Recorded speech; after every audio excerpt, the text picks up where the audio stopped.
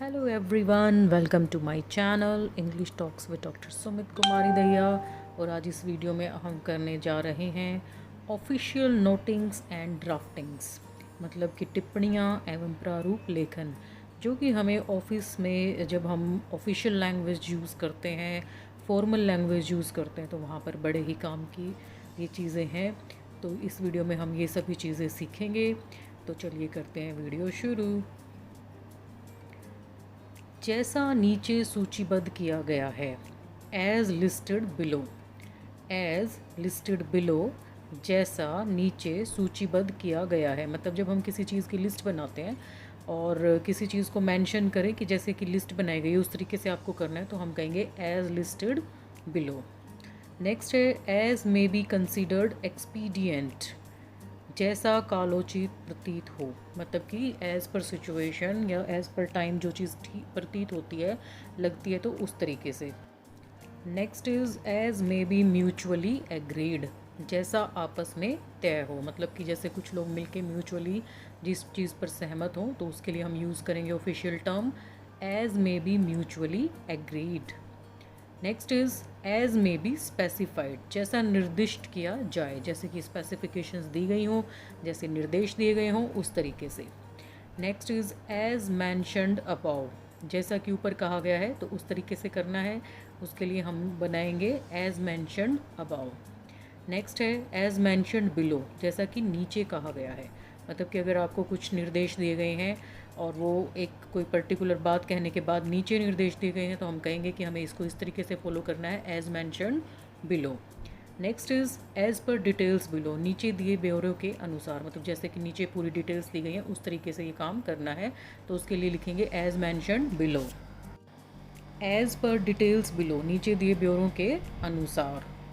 As per extant orders, वर्तमान आदेशों के अनुसार, मतलब कि जैसे वर्तमान में जो आदेश चल रहे हैं उसके अनुसार जब कोई कार्य करना है, तो उसके लिए हम जो फ्रेज़ लिखेंगे वो आ जाएगा as per extant orders.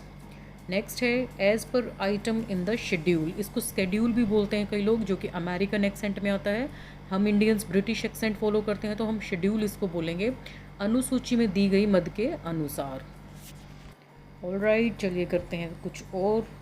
As far as possible action may be taken an early date, यथासंभव शीघ्र कार्रवाई की जाए। जब भी कोई जैसे नोटिफिकेशन आती है या कोई भी ऑफिशियल लेटर आता है और उस पर लिखा गया हो कि इस पर तुरंत एक्शन लिया जाए, तो उसके लिए हम लिखेंगे as far as possible action may be taken an early date. Next है एज़ फार एज़ प्रैक्टिकेबल, जहाँ तक व्यावहारिक हो, मतलब कि कोई चीज़ अगर प्रैक्टिकेबली एप्लीकेबल होती है प्रैक्टिकली, तो उसके लिए हम लिखेंगे as far as practicable. Next है as hereinafter directed, जैसा कि इसमें इसके बाद निर्दिष्ट है, मतलब कि जैसा कि कोई बात कही गई हो और उसके बाद कोई निर्देश, दिशा निर्देश दिए गए हों, तो उसके लिए हम इंग्लिश में लिखेंगे as here in after directed, और उसके लिए हिंदी में अगर हम लिख रहे हैं तो लिखेंगे जैसा कि इसमें इसके बाद निर्दिष्ट है। नेक्स्ट है as here in after provided, मतलब जैसा कि इसमें आगे उपबंधित है, जैसा कि इसमें अभी ये चीज़ प्रोवाइड की गई है, आपको दिखाई गई है, तो वैसा ही करना है। नेक्स्ट एज इंडिकेटेड अबाउ, जैसा ऊपर बताया गया है वैसा ही करना है, तो उसके लिए लिखेंगे as indicated above. Next as in the case of, जैसा कि डैश के मामले में हुआ है, किसी का आप एग्जाम्पल दे रहे हो, तो उसके लिए आप लिखेंगे as in the case of. जैसे कि आप किसी का नाम ही लेते हैं कि जैसे कि उनके केस में हुआ, as in the case of mister ABCD, तो उसके लिए हम इस तरीके से फ्रेज़ यूज़ करेंगे। Next is as in force for the time being, जैसा उस समय लागू हो, मतलब कि जब कई बार होता है कि हमें नहीं पता कि आगे कैसा होगा, तो हम कहेंगे जैसा कि उस समय की सिचुएशन होगी उस समय जैसा किया जाएगा, तो उस तरीके के रूल्स लागू होंगे, तो उसके लिए हम लिखेंगे as in force for the time being. Alright, next is as it involves legal complications, opinion of law ministry may be sought in the matter, जैसा कि इस मामले में कानूनी जटिलताएं हैं, इसलिए इसमें विधि मंत्रालय की राय ली जाए, तो जहाँ पर हमें लीगल ओपिनियन की ज़रूरत होगी तो वहाँ हम इस फ्रेज़ का यूज़ करेंगे। Next is ask explanation of the staff concerned, संबंधित कर्मचारी या कर्मचारियों से स्पष्टीकरण मांगा जाए। जब किसी चीज़ की एक्सप्लेनेशन लेनी होती है तो हम कहेंगे ask explanation of the staff concerned. यहाँ पर एक्सप्लेनेशन की स्पेलिंग देखिए, यूजुअली सब आई भी लगाते हैं, एक्सप्लेन वाली स्पेलिंग लिखते हैं जो कि गलत होती है, एक्सप्लेनेशन की स्पेलिंग डिफरेंट है। तो चलिए करते हैं हम आगे। As per noting at page, पृष्ठ डैश पर दी गई टिप्पणी के अनुसार। मतलब कि जब कोई पेज नंबर हमें लिखना हो, जैसे कि as per noting at page 10, हमें जैसे बताना हो कि उस वाली नोटिंग के हिसाब से ये वाला रूल अप्लाई होगा, तो हम उसके लिए यूज़ करेंगे as per noting at page, पृष्ठ 10 पर दी गई टिप्पणी के अनुसार। नेक्स्ट इज़ एज़ पर स्टैंडर्ड डिस्ट्रीब्यूशन लिस्ट, मानक वितरण सूची के अनुसार। मतलब कोई स्टैंडर्ड सेट किया गया हो कोई चीज़ डिस्ट्रीब्यूट करने, डिस्ट्रीब्यूशन लिस्ट के हिसाब से, तो हम कहेंगे as per standard distribution list. Next is as पर orders on page number this and this. Page number 10 है, पेज नंबर 11 है, तो पृष्ठ 11 पर दिए हुए आदेशों के अनुसार।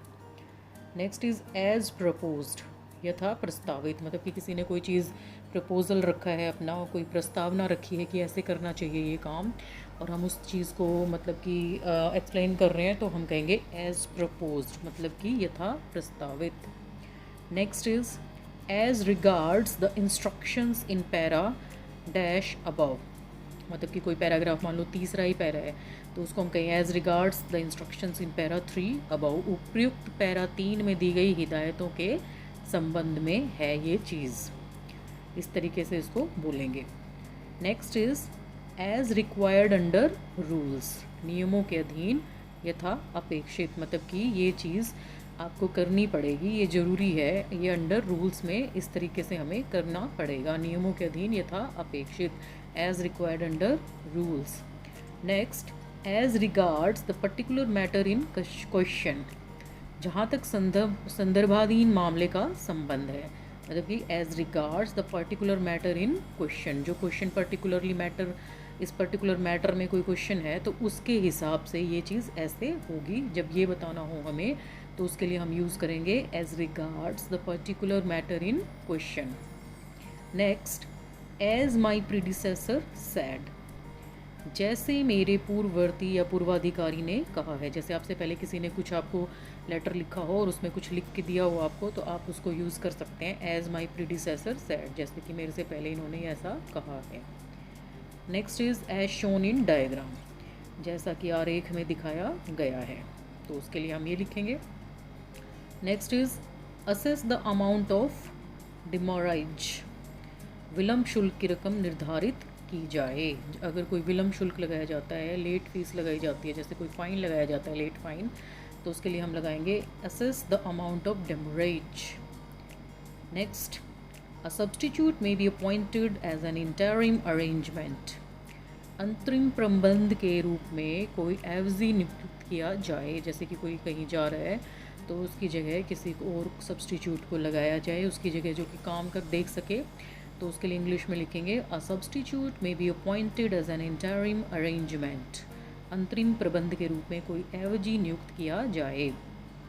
Next is as suggested above और बिलो, कि भाई जैसा कि ऊपर या नीचे सुझाया गया है, जिसको भी आप मेंशन करना चाहते हैं तो उसके लिए आप बताएंगे एज सजेस्टेड अबव, ऊपर के लिए अबव आ जाएगा, और नीचे कोई पैराग्राफ है उसके हिसाब से आप बताना चाहते हैं तो आप कहेंगे बिलो। तो एज सजेस्टेड अबव और बिलो। तो ये था हमारा ऑफिशियल नोटिंग्स एंड ड्राफ्टिंग्स, जिसको हिंदी में हम कहते हैं टिप्पणियाँ एवं प्रारूप लेखन, जो कि ऑफिस काम के लिए बड़ा ही यूज़फुल है। ये ऑफिशियल नोटिंग्स और ड्राफ्टिंग्स में बहुत ही ज़्यादा काम आती है। मुझे कई लोगों ने बोला था कि इस पे वीडियो बनाइएगा, तो इसलिए ये मैंने बनाई है। और ये जो है, हम रिपोर्ट राइटिंग में भी इस तरीके के फ्रेजेस, और जो ऑफिशियल कम्युनिकेशन होती है उसमें ये इस तरीके के फ्रेजेस, हम फ्रेजल जो ऑफिशियल पर्टिकुलर फ्रेजेस हैं ना, ये हम यूज़ करते हैं।